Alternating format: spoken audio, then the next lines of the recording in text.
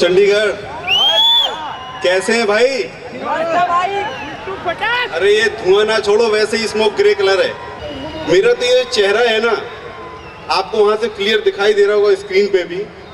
मुझे तो जैसे ही अफ्रीका वालों ने देखा टीवी पे, तो वो देखते ही बोले ये गलती से हिंदुस्तान पहुंच गया, ये अपने जैसा दिखता है।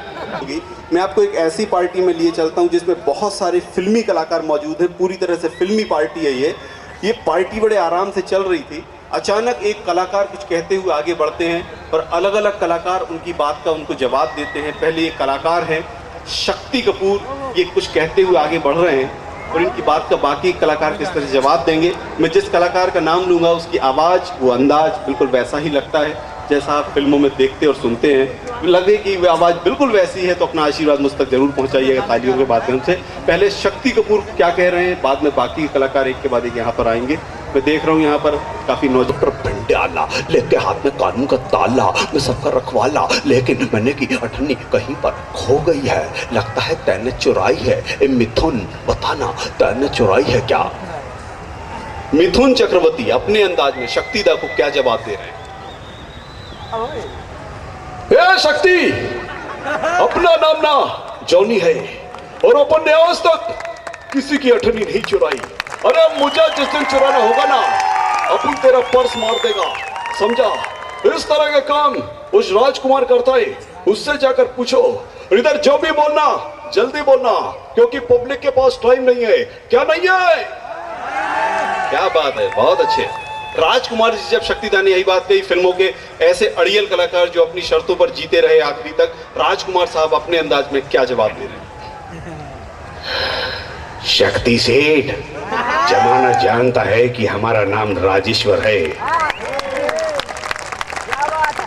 और हमने आज तक किसी की अठन्नी नहीं चुराई।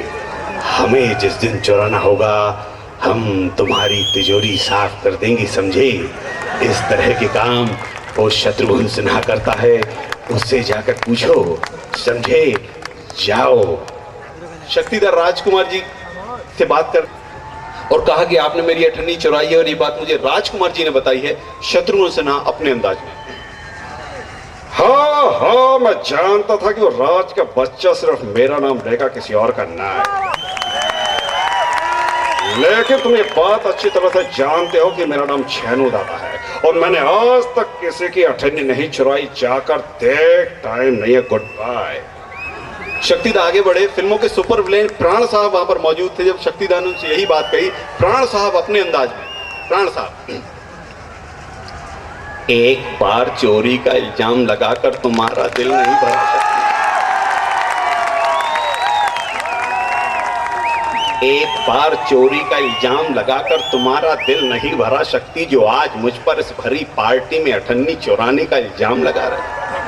याद रखना, अगर मेरी जेब में तुम्हारी अठन्नी नहीं निकली तो फिर ना कहना कि माइकल दारू पीकर दंगा करता है। शक्तिदा आगे बढ़े। महाभारत के दुर्योधन, जिन्हें फिल्म इंडस्ट्री में पुनीत सर कहा जाता है, जब उनसे शक्तिदा ने यही बात कही, महाभारत के दुर्योधन अपने अंदाज में किस तरह से शक्तिदा को जवाब दे रहे हैं। पुनीत सर, तुम शायद ये नहीं जानते कि मेरा नाम दुर्योधन है और अगर मुझे तुम्हारी अठन्नी चाहिए होती तो चुराता नहीं बल्कि युद्ध करके छीन लेता। तुम जाकर मेरे भीष्म पितामह से पूछो, शायद उन्होंने चुराई होगी, समझे? जाओ। बहुत धन्यवाद।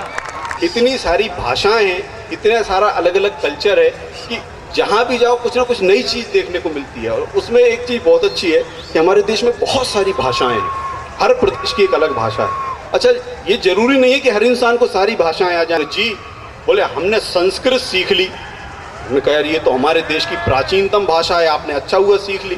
तो हमने कहा चलो सीख ली तो इसका अर्थ बताओ। बोले पूछो। हमने कहा इसका अर्थ बताओ। तम सो माँ ज्योतिर्गमय, बोले इसका अर्थ है माँ तुम सो जाओ, मैं ज्योति के पास घूमने जा रहा हूँ। अरे हमने कहा तुम ऐसे में पूरी संस्कृत गड़बड़ कर दोगे, ये कहाँ की संस्कृत सीख लिया। हमने कहा चलो अच्छा इसका अर्थ बताओ। नारी चरित्रम पुरुषस्य भाग्यम देवो न जानी मनुष्य कुत्र भवता। अब इसका सही अर्थ जो है आपको नहीं पता हो, जिसको तो मैं हिंदी में बता दे रहा हूँ। नारी चरित्रम पुरुषस्य भाग्यम देवो न जानी मनुष्य कुत्र भवता का अर्थ है कि नारी का चरित्र, पुरुष का भाग्य देवता भी नहीं जान सकते, मनुष्य की क्या औकात। अब 19 का अर्थ क्या बताया? नारी चरित्रम पुरुषस्य भाग्यम देवो न जानी मनुष्य कुत्र भवता, बोले नारी चरित्रम पुरुषस्य भाग्यम।